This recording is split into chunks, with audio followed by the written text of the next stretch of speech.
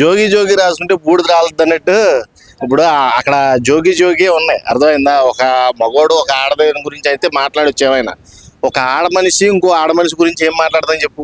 Matter లేదు అక్కడ, matter లేదు. ఆ గుండె సూది లేనోడితో ఆ ఘోరం ఏంటో, అసలు ఆ ఘోరం ఏంటో, ఆ వేషధారణ ఏంటో, ఆ జనాలను మాయ చేసే తీరేంటో ఇదంతా కూడా చూస్తుంటే వీడు మొత్తం హిందూ ధర్మాన్ని సంఖనాగించడానికి వచ్చాడు వీడు, అర్థమైందా? ధర్మం పట్ల ఏమాత్రం గౌరవం కానీ శ్రద్ధ కానీ బాధ్యత కానీ ఎటువంటి ఆధ్యాత్మికత లేని వ్యక్తి ఎవడైనా ఉన్నాడంటే ఈ దొంగ ఘోర, ఈ ఏలూరు శ్రీనివాస్ అనేవాడు చాలా దొంగ.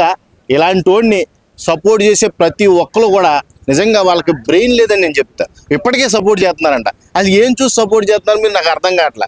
వాడు ఒక టైంలో వచ్చినప్పుడు ఏం చెప్పాడు, నేను ఆధ్యాత్మికంగా వచ్చాను, సనాతన ధర్మాన్ని కాపాడడానికి వచ్చాను, అసలు ఆడపిల్లల పట్ల ఇలా బిహేవ్ చేస్తారా, ఇలా బిహేవ్ చేసే వాళ్ళని ఏం చేయాలి, నరకాలి పాతాలి అన్నవాడు ఆడపిల్లని పెళ్లి చేసుకున్నాడు. ఏమో మాయ మాటలు చెప్పి ఏం చూపించాడో తెలీదు. అదే డబ్బు ఆశ చూపించి లేకపోతే మ్యానిపులేట్ చేసి ఆ పిల్ల జీవితాన్ని నాశనం చేశాడు.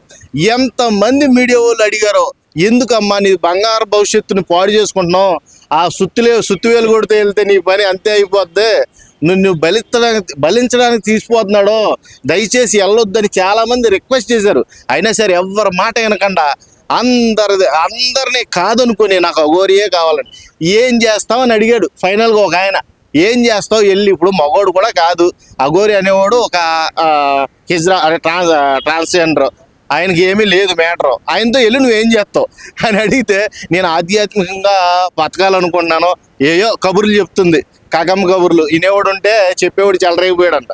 అలాగా ఈవిడి వర్షిణి అనే ఆవిడ చదువుకున్న అజ్ఞాని, అర్థమైంది? జ్ఞానం లేని మొద్దు. ఓ రకంగా చెప్పాలంటే ఇలాంటి పిచ్చోళ్ళ వల్ల నిజంగా సమాజం ఇంకా చెడిపోతుంది నాకు తెలిసినంత వరకు. అంతే కదా, ధర్మాన్ని అధర్మం పడుతుంది కదా. అందులోకి ఆ ముసుగులో హరహర మహాదేవ్ అంటుంది ఎవడన్నా ఫోన్ చేయగానే. అసలు ఆ మాట అంటాక నీకు అర్హతే లేదు. అర్హత లేని హరహర మహాదేవ్ గురించి మాట్లాడితే ఇంకొకసారి నీ నాలిక చీరేస్తారో, జాగ్రత్తగా ఉండాలి. ఇప్పుడు హిందూ ధర్మ రక్షకులు ఎవరైతే ఉన్నారో వాళ్ళందరూ కూడా ఈమెని, ఇప్పుడు అఘోర అనే వ్యక్తిని ఇంకో మారు మాట్లాడకుండా ముందు కట్టడి చేయాలి. ఆ నాలిక చీరేస్తే ఓ పని అయిపోద్ది. నాకు తెలిసినంత వరకు ఇలాంటి వాళ్ళ వల్ల, ఇలాంటి పిచ్చిముండా కొడుకుల వల్ల, ఈ దొంగ బాబాల వల్ల ఈ హిందూ ధర్మాన్ని గౌరవంగా చూసేవాళ్ళు, ఆత్మీయంగా భావించే వాళ్ళు అందరూ కూడా చెడ్డ పేరు వచ్చేస్తారు. అసలు నిజమైన అఘోరీలు ఎక్కడుంటారండి? ఎక్కడుంటారు? హిమాలయాల్లో, కాశీల్లో అక్కడక్కడ మనకు కనబడతారు. అసలు సరిగ్గా జనసమూహానికే వాళ్ళ దగ్గరలో ఉండరు. అసలు అఘోరి అనేవాడు జనసంద్రంలో తిరగడు. అలాగా ఏదో మాయ చేసి వచ్చింది, మన జనసమూహంలోకి వచ్చింది, మనం కూడా యాక్సెప్ట్ చేసాం. సరే అఘోరి నాగసాధు అందే, లేడీ అఘోర అన్నారు, చాలా రకాలుగా చాలా పేర్లతో పిలిచారు. ఏదో సనాతన ధర్మాన్ని కాపాడ్డాను, ఈ ఆడపిల్లలందరినీ ఇలా అత్యాచారాలు చేసేస్తున్నారు, ఇవన్నీ నిర్మూలించడానికి వచ్చాను, ఆ పూజ చేస్తాను ఈ పూజ చేస్తానంటే ఎవరైనా నమ్ముతారు కదా. అలా నమ్మి లోపలికి రానిచ్చినందుకు ఈ రోజున ఒక ఆడపిల్లని నువ్వు అన్యాయంగా మోసం చేసి మళ్ళీ పెళ్లి కూడా చేసుకొని అసలు ఏం చూసి చేసుకున్నారో నాకు ఇప్పటికే అర్థం కావట్లేదు. అసలు ఈ సుత్తివేలు గారిని ఎలా చూసి, ఏం చూసింది? ఆ డబ్బు చూసి ప్రేమించిందా, లేకపోతే వాడు ఏమన్నా మంత్రశక్తుల్లో ఆరితేరిపోయినాడని చూసి ప్రేమించిందా? ఈ మంతకాలకి చింతకాయలు కూడా రాలేదంట. వాళ్ళ అందరూ ఇక అయిపోయింది. ఏం రుచి చూపించాడు కానీ డబ్బు ఆశ బాగా చూపించినట్టున్నాడు. ఫస్ట్ ఆఫ్ ఆల్ వాళ్ళ ఇంట్లో వాళ్ళందరూ కూడా అడుగుతున్నారు, ఇక బాధపడుతున్నారు, వాళ్ళ కన్నీళ్ళు చూస్తున్న నిజంగా మనసు కరిగింది, మనసు చెలించిపోయింది అన్నమాట. అటువంటి సిచ్యువేషన్లో ఉండి కూడా ఆ అమ్మాయి ఇంకా వాళ్ళ తల్లిదండ్రుల మాట వినకుండా ఎగురితోనే వెళ్ళిపోయిందంటే ఎంత మూర్ఖురాలో, ఎంత చదువుకున్న మూర్ఖురాలో దీన్ని బట్టి అర్థమవుతుంది. వర్షిని, నీకు మళ్ళీ చెప్తున్నా, నువ్వు ఒకవేళ మనసు మార్చుకోవాలనుకుంటే వీలైనంత త్వరగా వాడి దగ్గర నుంచి వచ్చేయడం మంచిది. చర్యలు తీసుకుంటున్నారు. ఆల్రెడీ అఘోరాని అదుపులోకి తీసుకున్నారు. అది శ్రీకాకుళం సంథింగ్ ఎక్కడో అదుపులోకి తీసుకున్నారు. తీసుకొని ఈ రోజున నేను అఘోరాని కాదు అనే సిచ్యువేషన్కి ఈ ఏలూరు శ్రీనివాస్ అనేవాడు వచ్చాడు. ఈ అఘోరి కాదని ముందు నుంచే చెప్పలేదు, మమ్మల్ని ఎందుకు ఇలాగా మా ధర్మం పట్ల మా పట్ల ఎందుకు ఇంత చిన్న చూపు, నీకు ఇంత చులకన భావం ఎందుకు, మా అందరిని ఎందుకు ఇలా ఇచ్చేసాను అని అడుగుతుంటే ఎటువంటి సమాధానం చెప్పట్లేదు. శివరుద్ర స్వామి వీళ్ళందరూ కూడా తగులుకున్నారు మీడియాలో. వాళ్ళ వల్ల కొంచెం జ్ఞానం పెరిగింది. జనాలకి కొద్ది అవగాహన వచ్చింది ఈ అఘోరి అనేవాడు నిజం కాదని.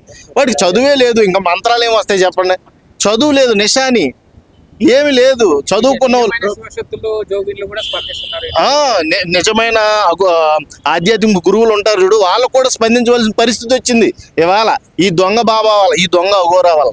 కాబట్టి ఇలాంటి వాళ్ళని సమాజం గుడ్డిగా నమ్మేయకుండా ముందు అసలు ఏ పని మీద వస్తున్నారు వీళ్ళకి ఒకటే అబ్బా, జనాలు ఏదైతే వీక్ పాయింట్ ఉంటుందో ఆ వీక్ పాయింట్ని పట్టుకొని జనాలు మోసం చేయడానికి సిద్ధంగా ఉంటారు ఇలాంటి వాళ్ళు. ఆల్రెడీ నిత్యానంద చేశాడు మోసం, డేరా బాబు చేశాడు, అలాంటి బాబాలు చాలా మంది చేశారు. అయినా సరే ఇంకా సమాజం తెలుసుకోలేకపోతుందంటే మన అమాయకత్వాన్ని వాళ్ళు క్యాష్ చేసుకుంటారని ఇప్పటికైనా తెలుసుకోండి. అంటే గతంలో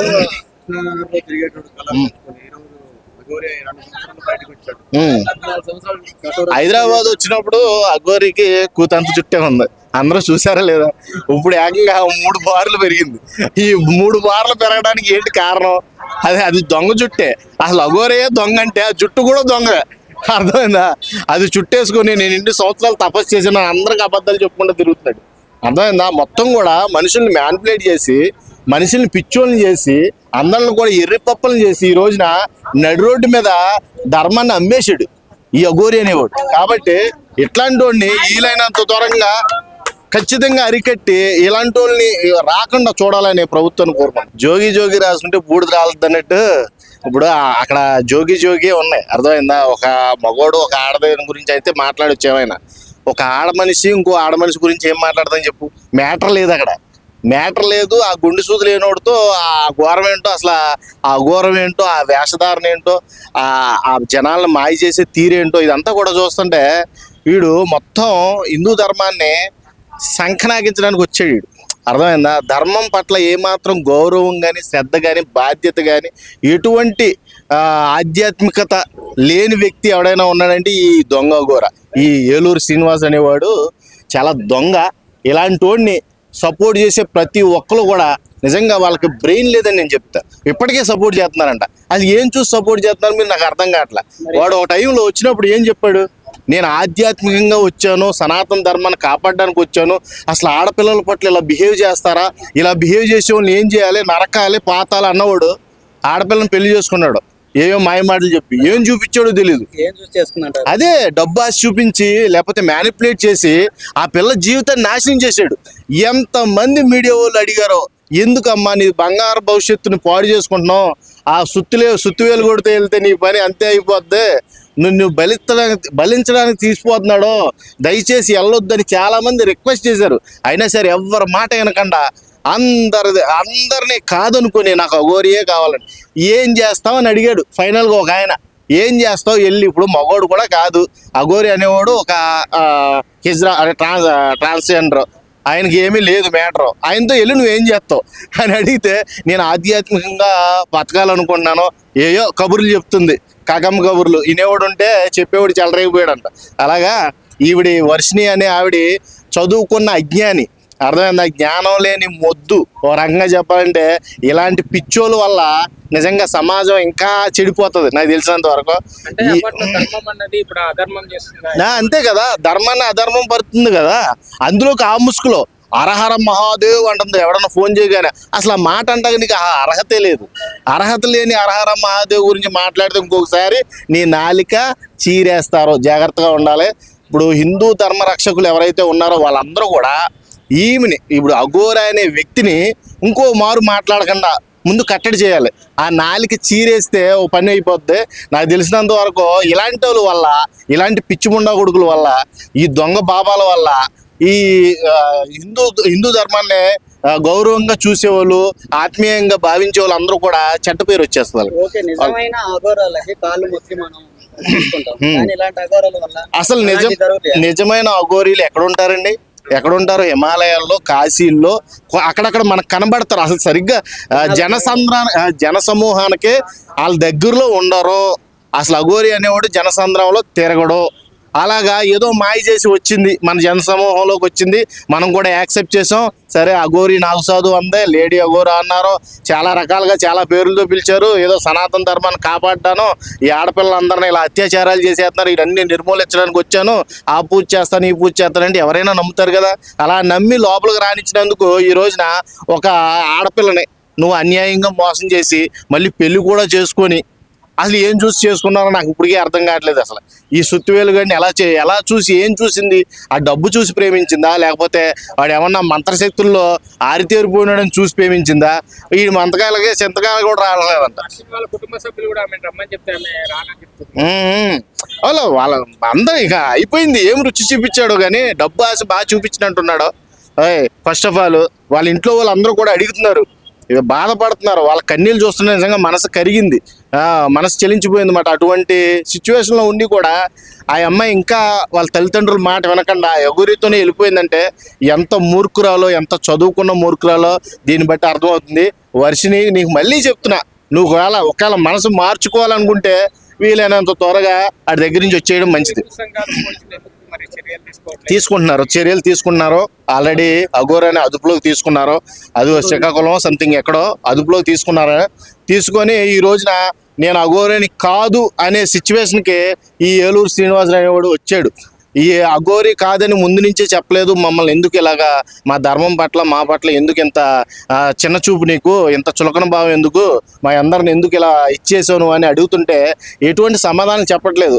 శివరుద్ర స్వామి వీళ్ళందరూ కూడా తగులుకున్నారు మీడియాలో. వాళ్ళ వల్ల కొంచెం జ్ఞానం పెరిగింది, జనాలకి కొద్దిగా అవగాహన వచ్చింది, ఈ అఘోరి అనేవాడు నిజం కాదని. వాడికి చదువే లేదు, ఇంకా మంత్రాలు ఏమి వస్తాయి చెప్పండి? చదువు లేదు, నిశాని ఏమి లేదు. చదువుకున్న నిజమైన ఆధ్యాత్మిక గురువులు ఉంటారు చూడు, వాళ్ళకు కూడా స్పందించవలసిన పరిస్థితి వచ్చింది ఇవాళ ఈ దొంగ బాబా వల్ల, ఈ దొంగ అఘోరా వల్ల. కాబట్టి ఇలాంటి వాళ్ళని సమాజం గుడ్డిగా నమ్మేయకుండా ముందు అసలు ఏ పని మీద వస్తున్నారు వీళ్ళకి ఒకటే అబ్బా, జనాలు ఏదైతే వీక్ పాయింట్ ఉంటుందో ఆ వీక్ పాయింట్ని పట్టుకొని జనాలను మోసం చేయడానికి సిద్ధంగా ఉంటారు ఇలాంటి వాళ్ళు. ఆల్రెడీ నిత్యానంద చేశాడు మోసం, డేరాబాబు చేశాడు, అలాంటి బాబాలు చాలా మంది చేశారు. అయినా సరే ఇంకా సమాజం తెలుసుకోలేకపోతుందంటే మన అమాయకత్వాన్ని వాళ్ళు క్యాష్ చేసుకుంటారని ఇప్పటికైనా తెలుసుకోండి. అంటే గతంలో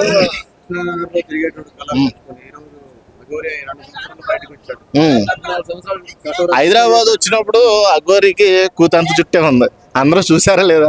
ఇప్పుడు ఏకంగా 3 బార్లు పెరిగింది. ఈ 3 బార్లు పెరగడానికి ఏంటి కారణం? అది దొంగ జుట్టే. అసలు అఘోరే దొంగ అంటే ఆ జుట్టు కూడా దొంగ, అర్థమైందా? అది చుట్టేసుకొని నేను ఇన్ని సంవత్సరాలు తపస్సు చేసిన అందరికి అబద్ధాలు చెప్పుకుంటూ తిరుగుతున్నాడు, అర్థమైందా? మొత్తం కూడా మనుషుల్ని మ్యానిపులేట్ చేసి, మనుషుల్ని పిచ్చోళ్ళని చేసి, అందరిని కూడా ఎర్రిపప్పలను చేసి ఈ రోజున నడి రోడ్డు మీద ధర్మాన్ని అమ్మేశాడు ఈ అఘోరి అనేవాడు. కాబట్టి ఇట్లాంటి వాడిని వీలైనంత దూరంగా ఖచ్చితంగా అరికట్టి ఇలాంటి వాళ్ళని రాకుండా చూడాలనే ప్రభుత్వాన్ని కోరుకుంటున్నాను.